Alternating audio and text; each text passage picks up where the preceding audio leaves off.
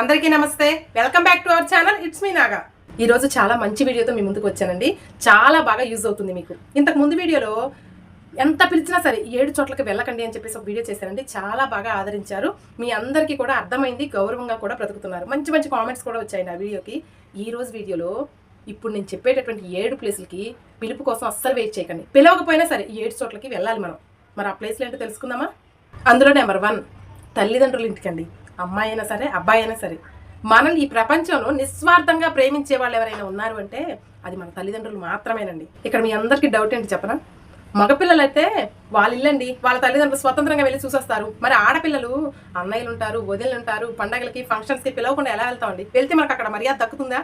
అది చాలా మంది ఆడపిల్లలకి మనసులో మెదులుతూ ఉంది కదా. నిజం చెప్పనా, మన తల్లిదండ్రులు ఉన్నంత కాలం ఆ ఇంటి తలుపు ఎప్పుడూ తెరిచి ఉంటుందండి. వాళ్ళు పిలవకపోయినా సరే, మనం ఏం ఆస్తి పంపకాలకి వెళ్ళట్లేదు కదండి. తల్లి తండ్రిని చూసి కాస్త ప్రేమను పంచుకొని వెళ్ళటానికే కదా. సో అన్నయ్యలు, వదినలు ఇలాంటి ఈగోలన్నీ పిలవలేదు, చెయ్యలేదు అని ఈగోలన్నీ పక్కన పెట్టేసి తల్లిదండ్రులను తరచూ కలుస్తూ ఉండండి. వాళ్ళ యొక్క ఆశీర్వాదం విధినే మార్చేసే అంత శక్తి ఉంటుంది వాళ్ళ దగ్గర. చాలా మంది అందరంత ఎత్తుకు ఎదిగిన తర్వాత, విజయం సాధించిన తర్వాత తల్లిదండ్రులు మర్చిపోతున్నారండి, దూరం పెడుతున్నారండి.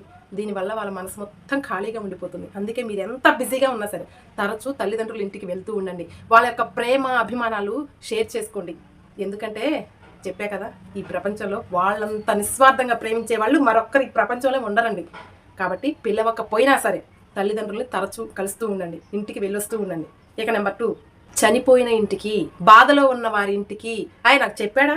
ఎవరన్నా నాకు చెప్పారా చనిపోయారని? నాకు ఎలా తెలుస్తుంది అంటూ పిలుపు కోసం ఎదురు చూడకండి. మీకు ఎవరి ద్వారా తెలిసినా సరే, ఆ ఇంటి వాళ్ళ కాకపోయినా ఎవరి ద్వారా సరే మీ చెవిలో పడింది అంటే వాడు శత్రువైనా సరే వెళ్ళి పలకరించరండి.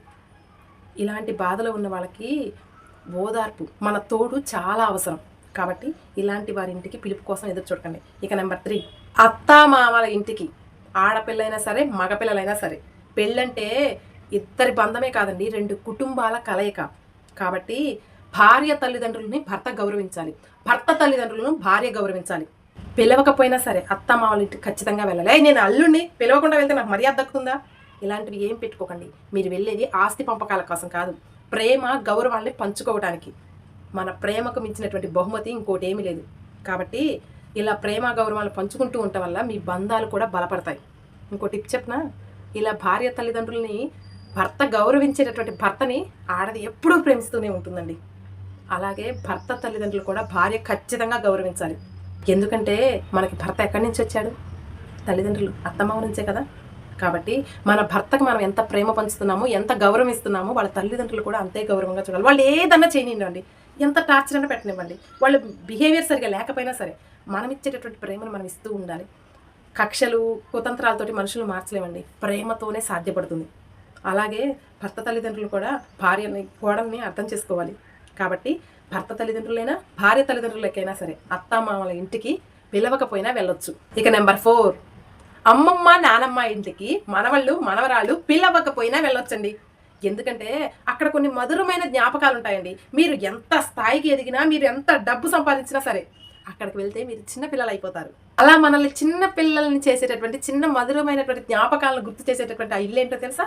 అమ్మమ్మ తాతయ్య ఇల్లు, నానమ్మ తాతయ్యల ఇల్లు. కాబట్టి ఖచ్చితంగా నానమ్మల, అమ్మమ్మల ఇంటికి పిలవకపోయినా వెళ్ళండి, చాలా మిస్ అయిపోతారు మీరు. ఓకేనా? ఇక నెంబర్ 5, ఎక్కడైతే దైవ నామస్మరణ జరుగుతూ ఉందో, ఎక్కడైతే పూజలు, వ్రతాలు, నోములు జరుగుతూ ఉన్నాయో అక్కడికి పిలుపు కోసం ఎదురు చూడకండి. పిలవకపోయినా సరే వెళ్ళి మనసును పవిత్రం చేసేసుకొని రండి. ఎవ్వరూ దేవుడి గారికి వద్దంటారు కదా. వాళ్ళు నాకు చెప్పారా, నన్ను పిలిచారా, ఇవేం వద్దు, వెళ్ళండి, మనసును పవిత్రం చేసేసుకొని రండి. నెంబర్ 6, గురువు గారింటికండి. మనకి జన్మనిచ్చింది మన తల్లిదండ్రులు అయితే జీవితాన్ని నేర్పేది మాత్రం గురువు గారే. కాబట్టి ఆ గురువు గారు నన్ను పిలవలేదు కదా, వెళ్తే ఏమనుకుంటారో, అక్కడ గౌరవం దక్కుతుందో లేదో, ఇలాంటివి ఏమీ పెట్టకండి. ఎందుకంటే గురువుగారి ఇల్లు శిష్యుడి కోసం ఎప్పుడూ తెరిచే ఉంటుంది. గురువు గారింటికి వెళ్ళి వస్తూ ఉంటే మనకి వినయం, జ్ఞానం, క్రమశిక్షణ, వివేకం అన్ని వాటంతటికి అవి పెరుగుతూ ఉంటాయండి. కాబట్టి అప్పుడప్పుడు మీ గురువు గారిని కలిసి వస్తూ ఉండండి. టీచర్స్నైనా ఎవరైనా సరే మీకు విద్య నేర్పినటువంటి, జ్ఞానాన్ని నేర్పినటువంటి గురువు గారింటికి పిలుపు కోసం ఎదురు చూడకండి. లాస్ట్ అండ్ ఫైనల్ నెంబర్ 7 అండి, స్నేహితుడు లేదా అన్నదమ్ముల ఇంట్లో పెళ్లి జరిగేటప్పుడు పిలుపు కోసం ఎదురు చూడకండి. వాళ్ళు మనకి ఏదైనా గొడవలు వచ్చి విడిపోయినా సరే, వాళ్ళు పిలవకపోయినా సరే వెళ్ళండి. అక్కడ మనకు గౌరవం దక్కుతుందా? లేనిపోని గొడవలు ఇంకాస్త దూరం అవుతాయేమో అని అలాంటివి పెట్టుకోకండి. ఎందుకంటే ఒక తండ్రి ఆడపిల్లకి పెళ్లి చేస్తున్నాడు అంటే అక్కడ ఆనందంతో పాటు వేదన కూడా ఉంటుందండి. ఆ టైంలో మన తోడు అక్కడ బలాన్ని చేకూరుస్తుంది. నిజమైన సంబంధాలు ఇన్విటేషన్ కార్డులు వీటితో బలపడదండి, ప్రేమతో మాత్రమే బలపడుతుంది. ఎందుకంటే కొన్ని సందర్భాల్లో అక్కడ అహంకారం కన్నా కూడా మనసు చాలా ముఖ్యం అండి.